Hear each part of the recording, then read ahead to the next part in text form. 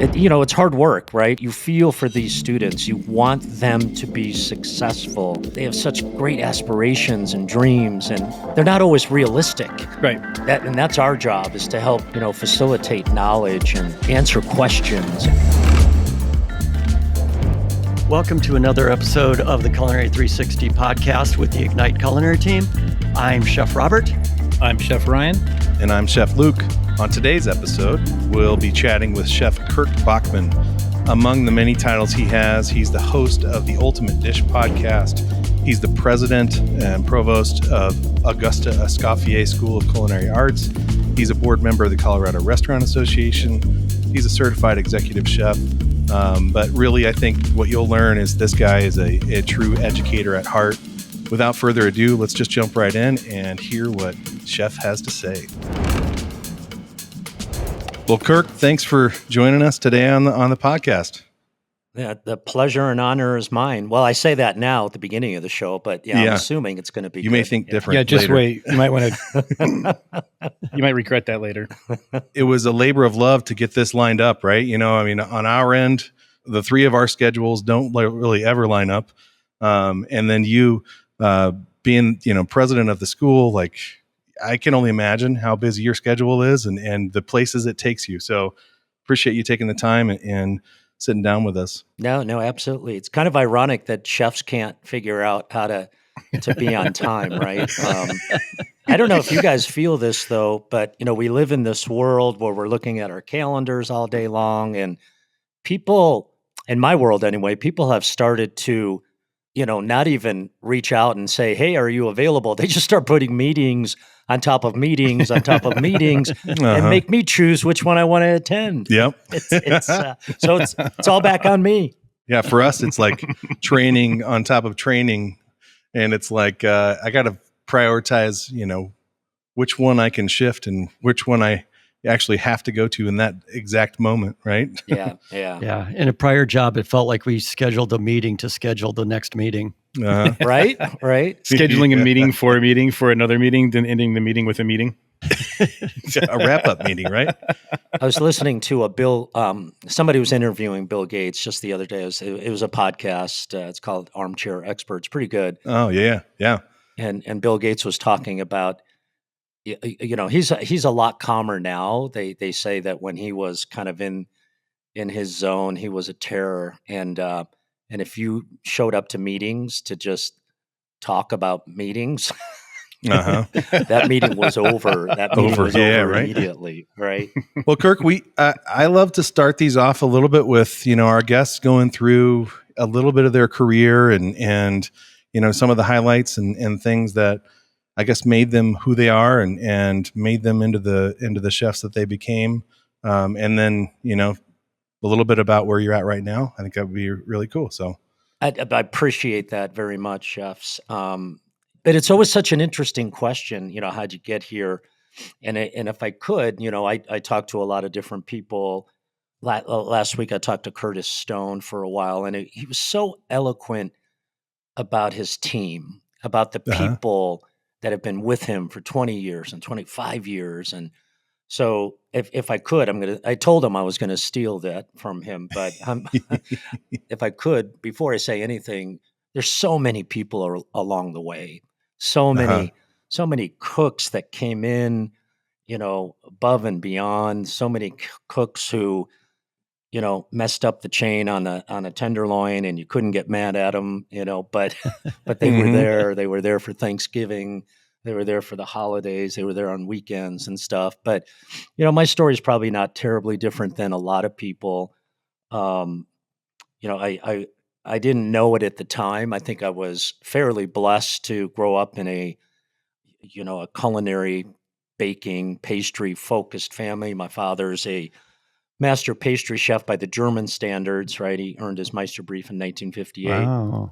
He's back there right underneath Marco. Marco insists on being above everyone. So my dad's always kind of keeping an eye on me.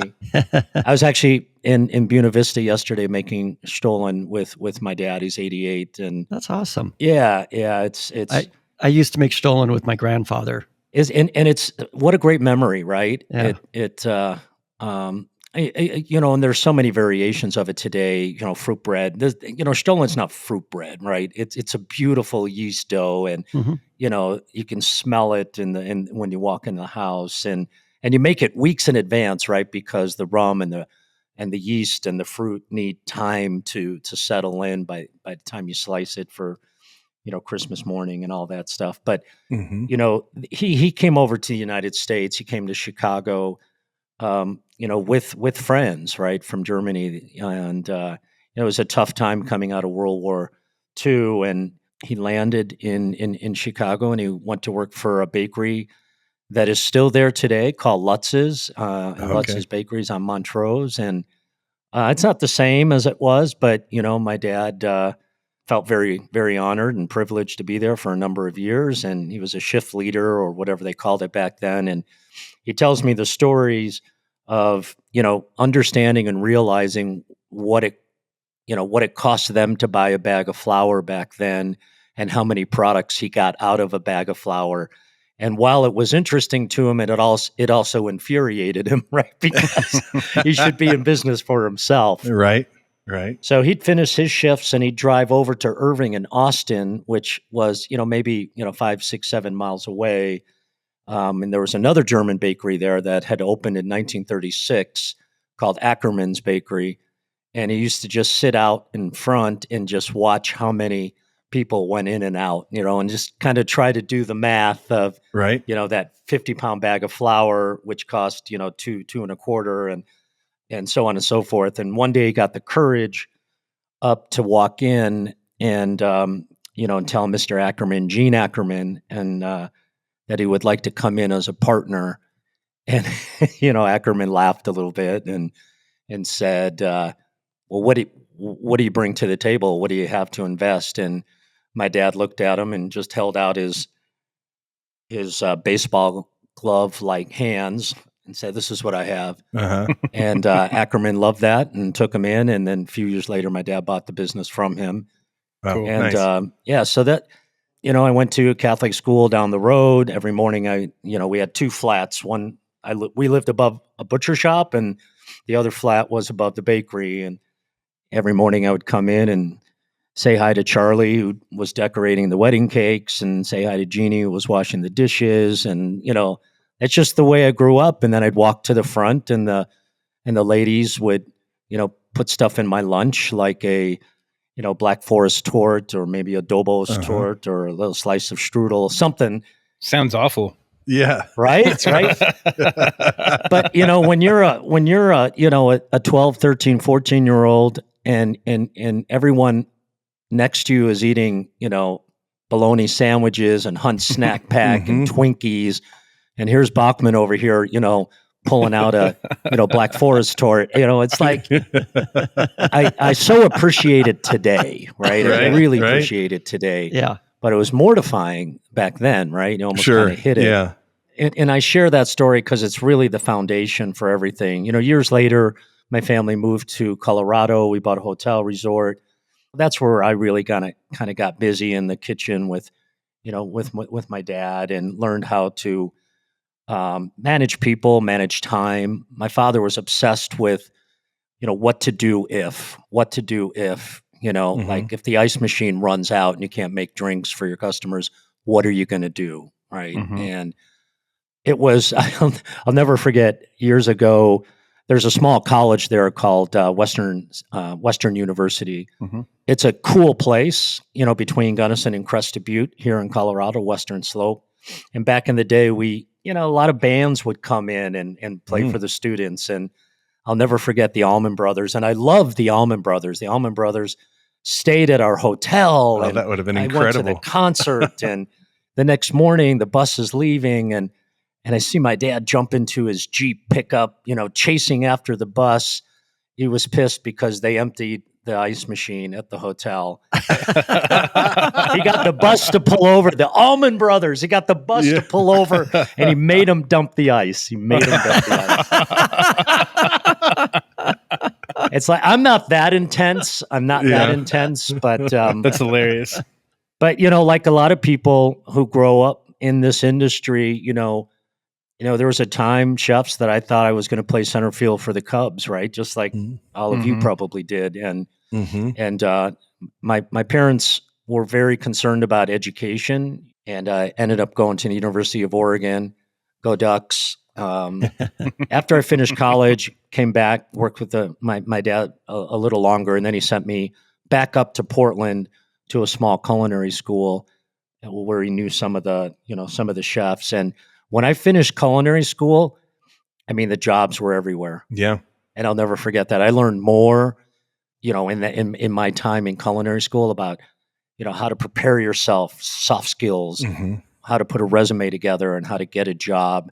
And so that's always been very, very important to me that, I got the education out of the way. I appreciate it. I had a blast at the University of Oregon, but I really grew up in culinary school. I really figured out what the hell I needed to do and how to do it. And ultimately I got into education and Le Cordon Bleu and now Escoffier. And it's hard work, right? You feel for these students. You want them to be successful.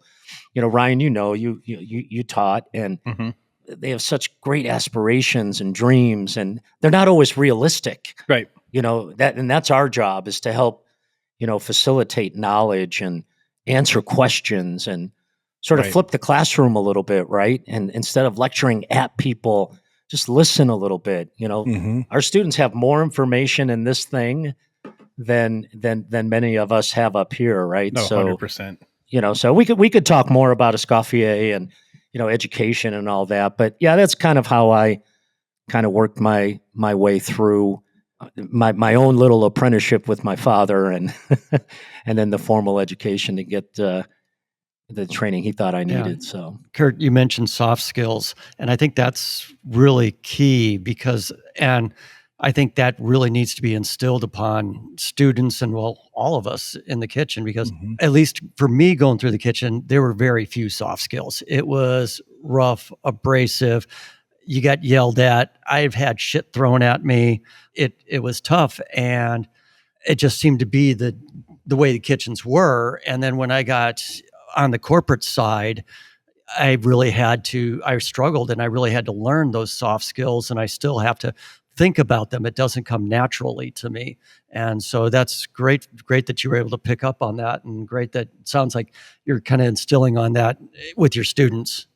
Yeah, and all we can do is try, right? Not everyone is cut out for, presenting themselves in a professional way.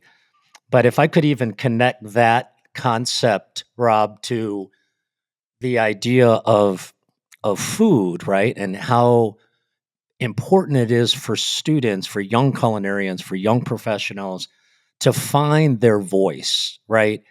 Ryan knows this.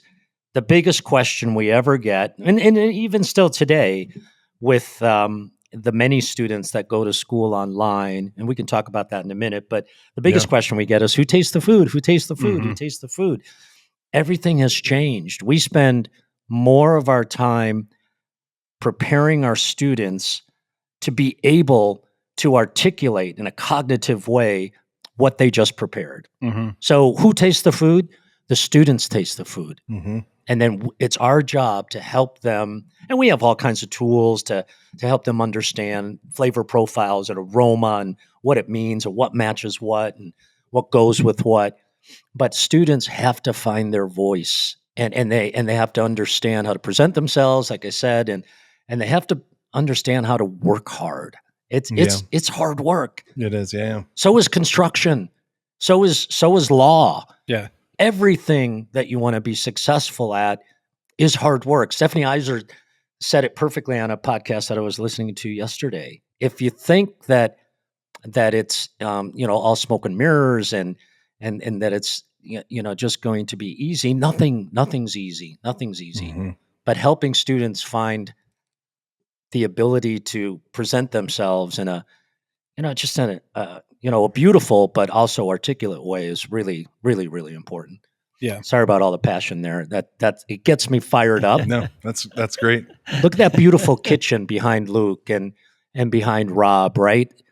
A lot of money, a lot of planning and strategy goes into those beautiful ovens, right? Mm-hmm. It's important that we educate young people in the proper way to respect that oven, Mm-hmm. to clean that oven, to get that oven to the right temperature so that when that dough hits that hearth, it's doing what it's supposed to do, right? And there's a beautiful restaurant here in Boulder. I don't know if you guys are familiar with Frasca, Bobby Stuckey. Oh yeah. He's got Tavernetta in Denver and Frasca here in Boulder. But he has a beautiful pizzeria next door called Pizzeria Alberico. And, he brought that oven in piece by piece from Right. Italy. Every brick is where it's supposed to be, right? And so respect that oven Yeah. when you put a piece of dough into it, right? Right. There's so much more than just turning it on. Right. Yeah, we do a lot of trainings on ovens at schools, and right now I'm doing a lot with a grocery chain here in Phoenix, and they ask me how much the oven costs, and I tell them, and they're like, "Oh my God, that's like a car." Yeah. And I'm like, "Right," and I'm like, it's not just about what the oven does, but with your car, you got to rotate the tires, you got to change the oil. There's some maintenance you got to do so that it lasts, and you don't have to spend that money again. I'm like, same thing here with this oven. You're going to have to clean it. You're going to have to wipe down the gasket, be respectful of the probe. That's a $300 part, and then they get it because, you're equating it to something else of value. And, that when this breaks, then, just like you're not getting to work because your car's broken, well, you're going to get to work, and how are you going to cook that food? So now it kind of comes full circle, and they're like, oh, okay. Yeah. Makes sense. And it'll pay for itself, right? If you take care of it. Absolutely. And people are always like, well, how long is this oven going to last me? I'm like, how well are you going to take care of it? Yeah.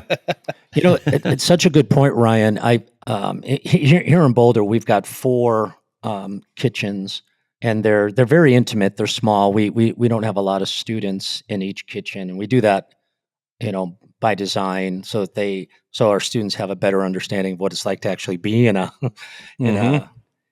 professional kitchen, right? There's not a lot of room. The ovens that I never have to worry about are the ones that are 25, 30, 40 years old, because they're not complicated. Yeah. And they're clean, and we take care of them, right? So yeah, like that woodstone behind me, I was showing some people that for their restaurant, and the daughter happened to be in with dad, and one of the things I said to her is like, well, this is going to be your oven because this thing is never going to die. Yeah. You're going to inherit this oven. Yeah, put it in the will. Yeah. Right. Yeah, it was when I was teaching, I really enjoyed doing 101 because it was starting them off with like the 5 sauces, roasting, knife skills, how to dress properly, like the uniform, cleanliness, things like that. And it was fun to be able to like coach them early on into that, where they get better and better from it. Yeah. Yeah. And like you said before, it's like people were like, well, how do you taste the food? It's like, well, I can tell when they're julienning or dicing an onion on a pitcher.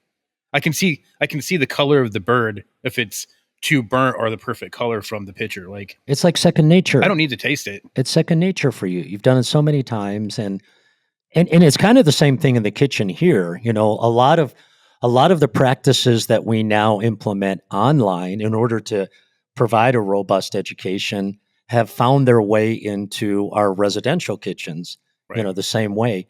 I could laugh about this because I run the school, but we had finals last week, and we call them, particularly for those who are finishing their program on ground and then about to go into their externship, they do what's called a culmination. So the students are responsible to organize their menu, to execute their menu, and the executive chef or the instructor in the classroom has to sort of step back, provide guidance, but allow them to execute. And I walked around to the purchasing area, and I saw a case of watermelon. I saw a case of watermelon in Boulder, Colorado on December 16th, and I lost my mind. Yeah. So I literally had to go into the classroom. Nobody's at fault, right? But I know that watermelon is grown somewhere in the world, but it's not in Boulder, Colorado. It's definitely not in So- Boulder, Colorado. and the students understood it, right? Learning lesson, time to understand the importance. Can't get everything locally, but let's just wait till summer for watermelon, okay? Yeah. But that's kind of how things have kind of progressed in this country. Is I remember in the early 90s when I was a young cook, it was kind of cool to have things off season because, we can give our clients whatever they want and we go above and beyond for them, and we're getting raspberries in the middle of winter. Yes, they're growing in another hemisphere where they're actually in season, but it's coming halfway across the world Right. to get there. And, now I'm glad that it's frowned upon. And, yes, Same. we're not eating Yeah. watermelon in December. We're not getting our berries in the winter. We're more appropriate. It needs to be 90 degrees outside, and that's when it tastes good. Right. Yeah, it's part of the ambiance of biting into a beautiful piece of watermelon that's not mealy, right? Because it's been in shipment for a long time.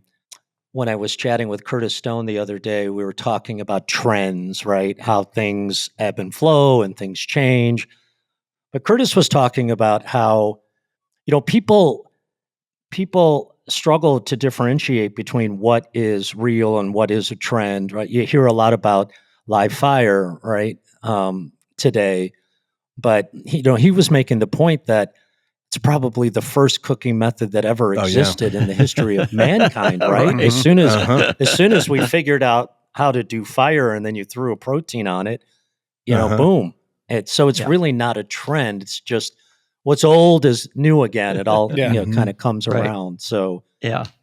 Stephanie Izard was talking about it as well. That it's kind of a mainstay of their approach to cooking at Girl and the Goat in downtown Chicago, right? You walk in and you can smell it, you can feel it. You almost Uh-huh. feel comfortable Mhm.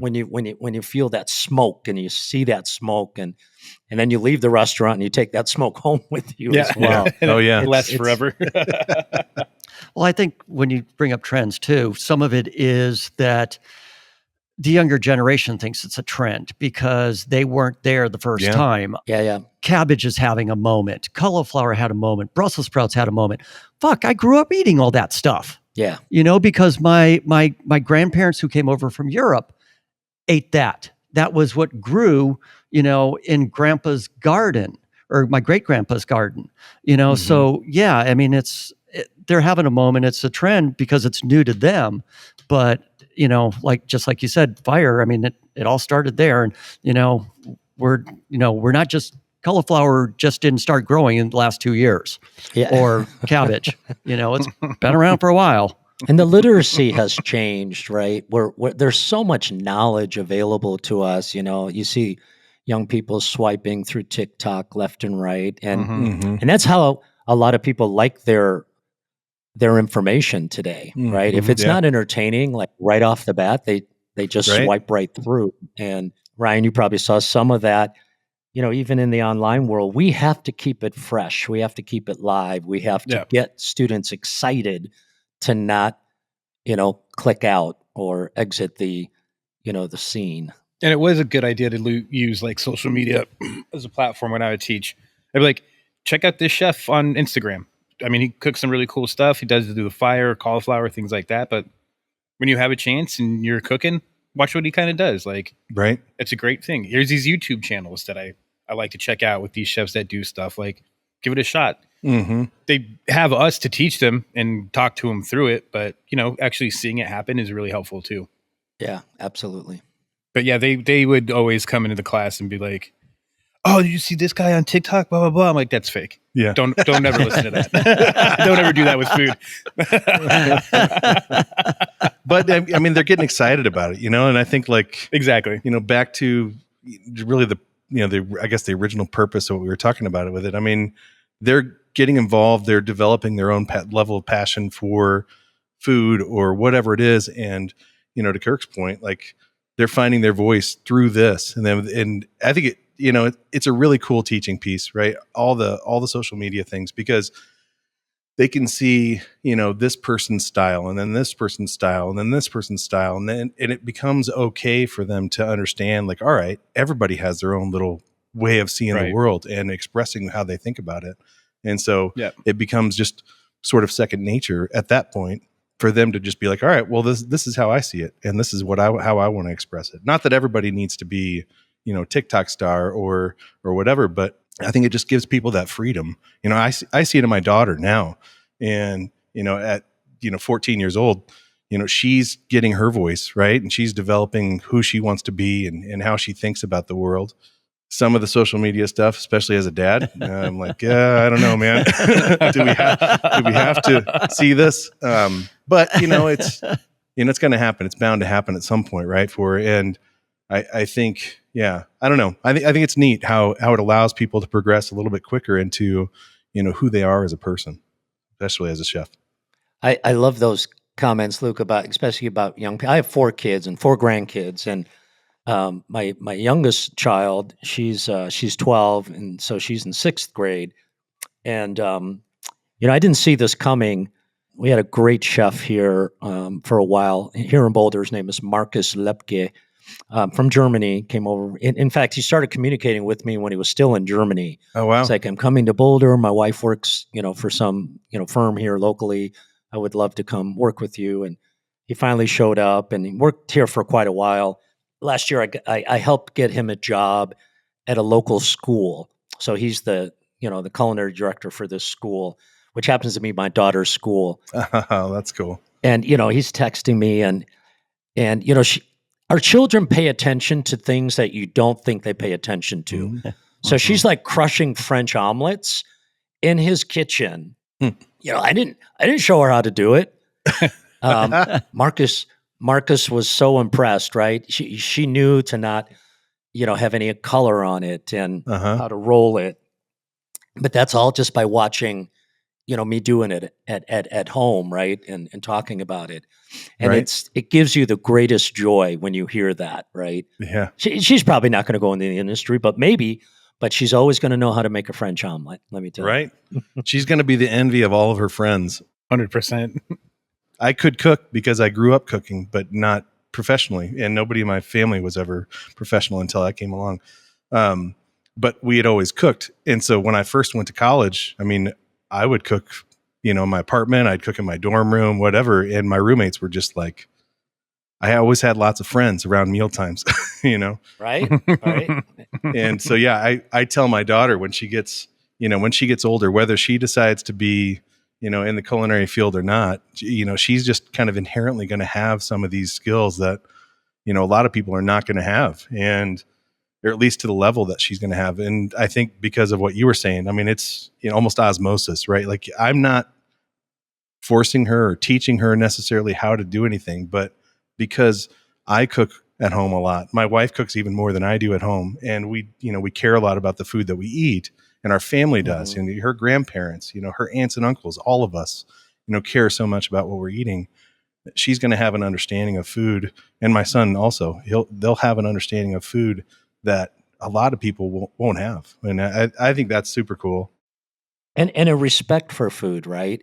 I hope to come back, the one part of culinary education, pastry education, plant-based education that doesn't get enough press is how students learn the importance of food safety and how to navigate a kitchen and use equipment and be respectful of, washing their cutting boards, right? Mm-hmm. That's an important, Ryan, you know this from, I truly believe that even in the online world, we're probably even more scrutinizing because the student has to figure out the pH in the sanitation solution on their own. Yep. Right. You know how it is in a residential campus. Somebody's picked on to go, hit the button and and fill up the red bucket, right? It does it all on its own. Right. I'm afraid to go check the pHs and all those, but you have to do it in your own kitchen when you're online, and then you have to take a picture where the pH strip, demonstrates that you did it the right way. So, again, I come back to literacy is so important as we send these young people out into an industry where they can maybe make a difference. About 2 years ago, maybe 3 years ago, we launched a plant-based program. It does pretty well online. And here in Boulder, what I noticed right away is that plant-based students are really, really passionate about plant-based. So they're already intelligent. They already know, listen, I can smell a chicken stock somewhere in the building. I don't want to be around that, right? Mhm. Where's your coconut milk come from? Were any animals injured? And, sourcing that coconut milk and so on and so forth. What I found initially is that those students, they wanted to go work in a facility that was 100% plant-based. That's it. Right. And not that many exist. Right. So what we were able to help students with and understand is how they could take their skills and make the facilities that they go to better, Right. and Right. and help diversify their product offerings. Like you understand, how to approach plant-based cooking. And with that comes, vegetarian cooking and vegan cooking and, Mhm. and low salt cooking and heart healthy cooking. But that has been a lot better approach for us from a marketing perspective. Go out there and make a difference in the industry. Don't necessarily look for some place that only does one thing, right? Right.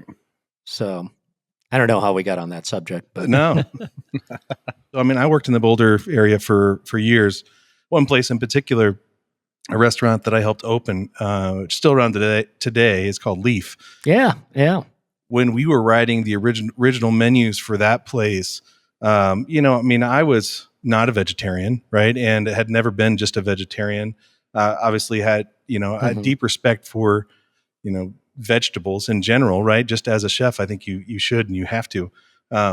But my previous experience drove me in a direction of, all right, well, how do I take, beef bourguignon and turn it into a vegetarian dish? How do I take this dish, this classical dish, and turn it into a vegetarian dish? And I think, half the original menu that we wrote was that, and it didn't connect, right? Yeah. I mean, the things that connected were, more ethnic driven foods that were by nature vegetable centered. That was the hero of that dish was a vegetable, or maybe a series of vegetables that were treated in a specific way. I learned pretty quickly that, I couldn't keep doing this like this. I've got to adapt and change and move this menu in this direction. And so, yeah, it was a super fun learning experience to create that menu and get it up and running. But the staff, so, we were at the time, we were two restaurants. So there was a Latin American restaurant, and then there was the veggie restaurant. And we had a big galley kitchen. We had a dish machine basically right in the center. There was a walk-in cooler for Ahi, the Latin American restaurant. Latin food has lots and lots of protein, right? And we were doing, feijoada and all these braised meats and things like that were very, very meat forward. Then you'd have all of this stuff. Everything was culminating into this one dish machine, right? And so, I'm washing plates that had meat on it, and then I'm washing plates that were just from the veggie place. And nobody knew that, right? Mm-hmm. But at one point, a server came back and was like, "Wait a minute, what are you doing? You can't wash this stuff in the same space. Like there's no way. Like once people find out that you're doing this, like there's going to be, pandemonium. Cats and dogs. Like they don't live together, right? So." I don't know. We eventually did change things. We did more hand washing for vegetarian restaurant for Leaf and everything. But yeah, it was just another one of those kind of mindset pieces, right? Like if you're not, totally submerged in it or a part of that piece of the culture, then you might not think about that at all, right? I didn't think about it until that happened. And our guests have become more and more educated as time goes on. And at the end of the day, that's why we're here, right? We want to be successful. We want to generate revenue, but we also want our guests to have an amazing experience. I have a good friend. His name is Chad Sarno, and he's got a brother named Derek Sarno. Chad's based out of Austin. They have a company called Wicked Healthy. and it's super, super cool. They're plant forward, right? That's a term you hear a lot. But Chad started eating a lot of vegetables when he was young because he had all kinds of challenges with asthma, and doctors weren't able to help him. And anyway, long story short, I asked Chad one time, when it comes to meatless food options at Whole Foods, for example. Chad worked at Whole Foods for a long, long time. Kind of got their meatless lines going. I said, well, why is it called, why is it still called meatless chicken fingers? And why is it, called meatless? And he said, and I think this is changing. So I probably asked him this question 2 years ago, but he said, you got to ease into these things, right? There's many people in this world that won't dispute the fact that chicken prepared correctly is delicious, right? It's great. But they choose not to have chicken for whatever reason. Could be environmental, could be emotional, could be for their health, right? And it's more of a marketing approach, right? Make people feel comfortable. Oh, this is gonna sort of taste like chicken, but it's not chicken, so this is great. Used to be that you really had to look for meatless products. I mean, they were hidden behind, cooler after cooler, and and now they're in their own sections, with their own signage, and at least at Whole Foods. I live in Boulder, where everybody goes to Whole Foods, and we have 3 Whole Foods in Boulder alone. Right? Yeah, right. So it's buy a Tesla, buy a bunch of Lululemon, and head to Whole Foods. Let's go. That sounds just like Scottsdale. Yeah, and probably not terribly different than Austin either, right? Yeah. Right. People change over time. I mean, we cook at home. For the most part, we eat primarily vegetables, and we have so many good friends that are so understanding of the choices we make as a family in terms of what they eat, but they love coming over that sometimes they just bring their own meat. And they just show up with their own salmon, their own steaks, and they're like, hey, do you mind just cooking these for us? And BYOM. Auguste Escoffier, who you guys probably can't see. Well, there he is. You could see him. Yeah, he's up there. Looking over my shoulder. So he's a little bit he's above Marco. He's right? above, so yeah. I got my Chef dad, White. Yeah, that's Marco. okay. He's up there. And I'm kind of segueing into this for a reason, because, it really is about technique, right? So whether it's sauteing or braising or poaching, or, whatever your technique is, it can be applied to any food. That was Auguste Escoffier's vision, is when teaching someone how to make rice pilaf, right? It's about the coating of the rice with fat, and right, the process. Adding a fortified liquid and stuff. So it's less about the actual final product, more about the journey getting there and the technique. But I believe, having studied his methods and the relationship I have with his great grandson Michel to this day, I believe he would be very appreciative and accepting of what he sees in kitchens and restaurants today. This, moving from, whatever it was 2 decades ago when we were looking at molecular gastronomy to, this kind of, trendiness of comfort food today. And I think he would be really happy to see the innovation. I think he'd appreciate it, as long as it's done with respect for the food, sourcing locally when you can, understanding where the food comes from, what the farmer did to to make sure that food made it to your plate. I think he'd be really, really happy. We and I know you guys didn't ask this, but I'm going to tell you, we celebrate him still to this day. And right, I don't even know if you knew this when you were working with us, that there is a beautiful museum in the south of France.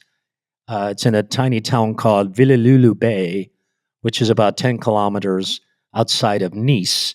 It's this beautiful 4-story ode to Auguste Escoffier. It's where Auguste Escoffier grew up. It's his home, his childhood home. And so you can see the desk where he wrote some recipes and photos of, just all these great French chefs and menus. There's a whole section of just unbelievable ornate menus written on silk, menus written on paper, and somehow, some way, no matter where we go into the future, we have to always remember where we kind of were before and how this all started, right? Right.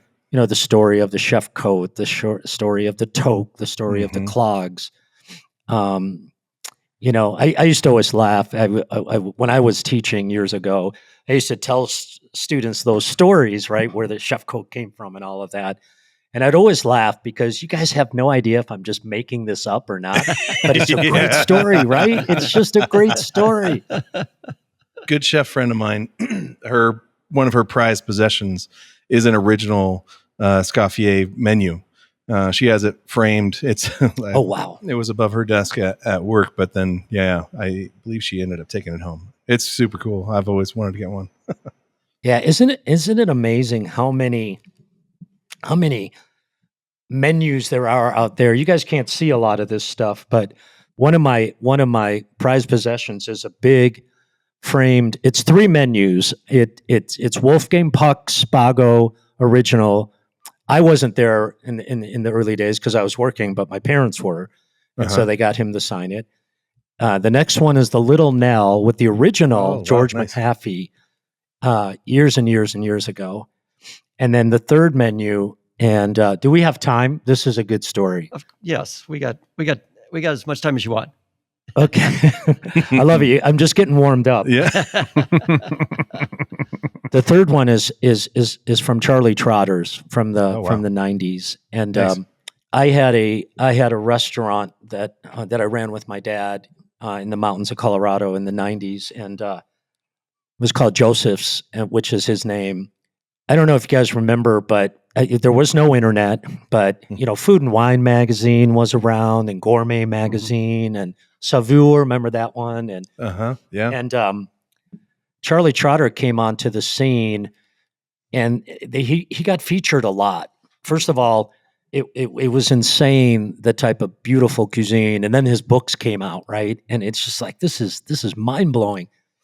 They had no refrigeration in that restaurant. Oh, jeez. Meaning everything was coming in as he needed it, fresh, all day long. I did a stage there years ago, just kind of as a guest thing, which wasn't pleasant, if I could just tell you. I worked my ass off all day. It's just I've heard constant stories like that. Yeah, because I never believed it. I looked everywhere for refrigeration. There's no refrigeration. Wow, everything was fresh. Well, anyway, I called Charlie Trotter's because I had menus in the restaurant from different chefs, and I got a hold of somebody, and I said, "Hey, do you think that you could send me a menu?" Yada yada yada. 2 weeks later, by snail mail, I get two menus. One is the one that I have framed, and the other menu was the first thing I'd ever seen like this. It was a 100% vegetable menu. Oh, in the early 90s. I didn't even know what to do with that. And he was also doing the raw. Yes. I wrote a book on that as well. Right. And so he signed both of them, Keep on Cooking, Charlie Trotter. And fast forward, when we do graduation for Escoffier, we invite our online students and, of course, our ground students. And 2 years ago, Farmer Lee was our speaker.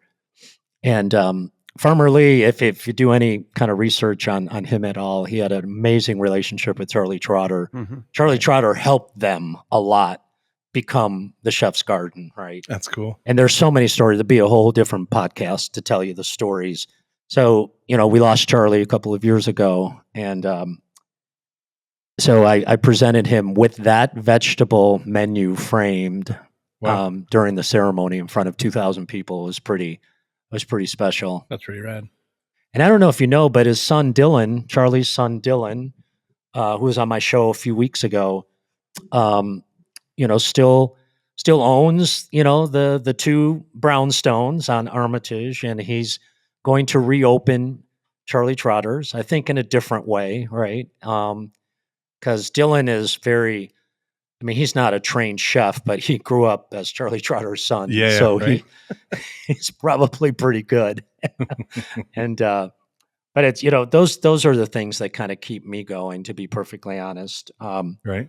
It's one of the reasons I was sort of excited when I think it was Luke, and I apologize for the 63 emails it took to make this That's show all happen. good. But I was just really honored, that I was going to be able to talk with three chefs. Yeah, it's different to talk with chefs and people that love and respect our industry than it is to talk to anybody else. So appreciate agreed. that very much. Yeah. Thank you. We just like talking to food people. Right? Yeah. Yeah. I was going to ask you a little bit about your podcast. About the ultimate dish? Yeah. I mean, you've mentioned a couple of the people that have been on. What have been some of the, I don't know, the more fun or whatever, more exciting, best guests that you've had? I know I watched a couple of them. I was really excited to see Ferdinand Metz. So Metz was president of the CIA when I was there. So it was neat to see him and get a kind of an update on what he's up to. So yeah.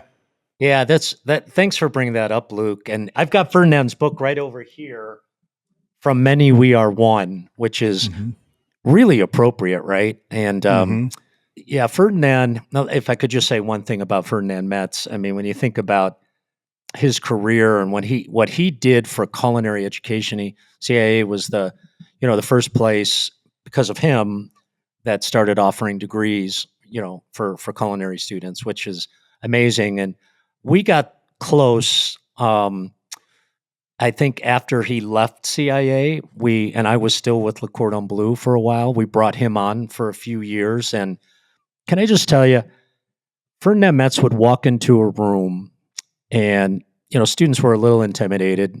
Hell, I was intimidated. All of us were, and he was so easy to talk to. When we were still living in Chicago, he flew in and we had some meetings, but I had him over for dinner the night before. And so I had a car pick him up, and he came to the house, and my young kids were really young then. And he came in with 2 German storybooks, for the kids. And I mean, that's who Ferdinand Metz is, right? And just so you guys know, I know my audience, right? So he had I made him a beautiful salad with a kind of a dressing that I grew up with, which is as simple as it's a creamy European vinaigrette, basically. And I made the rouladen for him, and I made strudel. I present the rouladen to him with spätzle on the side and some braised red cabbage. Right, I'd worked all day on this stuff. And then I turned around and I noticed that I left the twine on the rouladen. Oh, shoot. So I just started talking in German real quick, and slowly reached in and kind of pulled that twine out. But he was so gracious. And so, yeah, I had a chance to have him on the show. And but Luke, to answer your question, we I should say our marketing team thought, hey, 4 years ago, we should do a podcast. And Kirk, we decided that you would host that. And I was scared to death, right? So I thought to myself, all right, this would be cool. Maybe I have 5 podcasts, and then they will live forever on YouTube, right? And I could tell my dad that, whatever. And here we are 120 episodes later. Wow, congratulations. It started out with basically the friends of Kirk, right? Like Ed Leonard and other chefs, right, from the industry. I met some of the most, Gabby Dalkin. I mean, some of the most amazing human beings, right, who just have a passion for food. People like Gavin Kaysen, who is so busy and doing so well in the Midwest. But can I just tell you, he's the nicest human being on the face of the earth. Curtis Duffy, who has had an illustrious career, and now, of course, he has Michelin star in Chicago. He's been on the show twice, and he, and I'm sure he wouldn't mind me sharing this. we talked about the ultimate dish. It's the one question I asked everyone at the end of every episode. What is the ultimate dish? And Curtis talked about how rare it is that he could be at home having dinner with his family because he's always in the restaurant or somewhere. And he got really emotional about it, and it was sincere and genuine and real. And it probably one of the best moments in 120 episodes over 5 years was Curtis being so vulnerable, so honest with me about what the ultimate dish was, and that was simply being at the table with his family. Awesome. That's really fantastic. Beautiful. Really beautiful. Yeah. And we're pretty booked for next year already. It's wow, that's awesome. That's awesome. Job security, That's right? awesome. Along the lines of the ultimate dish, what would be your ultimate dish, Kirk? I mean, for me, the ultimate dish of all time is Tornado's Rossini. I mean, no one can doubt that a beautiful fillet with a little foie gras and a perfect demi and, on a crouton is the most amazing thing in the world. But for me, the ultimate dish, I was in Stockholm at a food sort of pavilion, right? Where there's just, one vendor after another. And I walked up to this one chef who was by himself, 3 stools in front of his 36-inch 6-burner, right? He had one big pot of new fingerling potatoes with dill, and he had this gorgeous cod. And I was really young as a cook back then, and I didn't actually realize I would have failed a test that said, what does cod look like? And, because we're so used to in America, cod being a frozen product, right? What a beautiful fish out of the Black Sea. It's cold. So he filleted it right there, and he sauteed it in butter. He pulls these potatoes out, puts them on the plate next to them with a little dill and lingonberries with the potatoes, and then this brown butter noisette, right, over the top. I mean, I'd still be sitting there if I didn't have shit to do, right? It was so spectacular. So spectacular. Hey, Ryan, I have to ask what your background is there. I'm going to copy that. Yeah. What, is that like wallpaper or? Sort of, yeah. It's like a photo wall. Yeah, it's a thing that Ignite does for all the kitchens. It started up there in Kent. I'm getting one here in Phoenix, and Luke's getting a brand new kitchen there in Denver, and he's going to have a huge photo wall. But we try to take pictures with the people when we go in to do a startup of the equipment. We try to get pictures with the cooks in the kitchen, with Sparky, and then that goes up on the wall to kind of show the passion that Ignite has for the kitchen. And I'm getting a little Sparky preachy here, but Carl, who is the founder of Ignite, he has what's called the Spark 360, and it's his version of the sales process.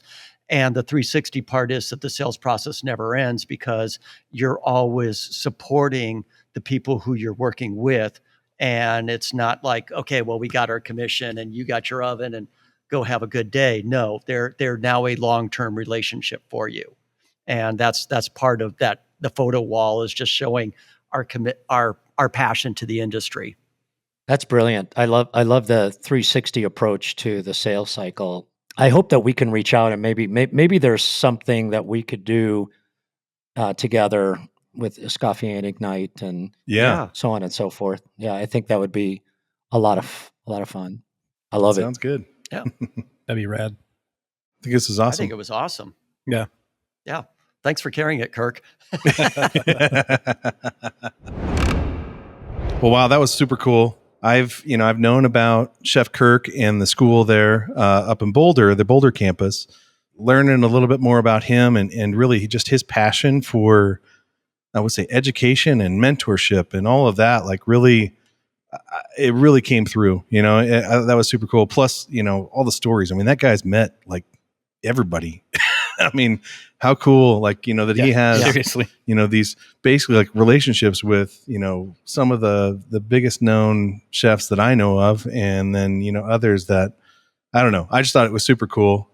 Plus a super genuine super nice guy. Yeah, I loved hearing his stories of where he came from and all of that. And, when he was talking about his lunches from getting him from his family's restaurant or bakery, and how he had different food. It made me think of some of the other chefs that I've seen in podcasts, where they're talking about the different cuisines that they had at school, and they didn't have a peanut butter and jelly sandwich. And, now they really appreciate that story. But I think my biggest takeaway was, he was talking about what they do for the students, and it wasn't, there was a lot that we talked about food and cooking and all of that, but how they get into the soft skills, because you really do need to learn how to present yourself and how to, deal with other people in a professional manner. And I really appreciated hearing that and having that discussion with him. Yeah, he was such a smart guy, such a smart chef. I loved him talking about the food, like food that you forgot about exists out there still.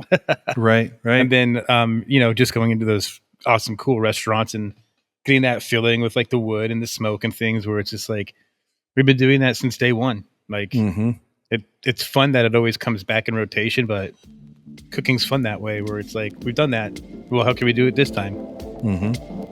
Yeah, great story. And I just love his passion for education and teaching people as well. Just fantastic guy. Right. Well, I thought that was a really great episode. Once again, Luke, great job getting on a really good guest. I hope everybody out there enjoyed it and hope they find some new passion in thinking about going to culinary school, maybe just to see what it's all about. Don't forget to like and subscribe at that Culinary 360 podcast. Very good job, Brian. I'm doing my best.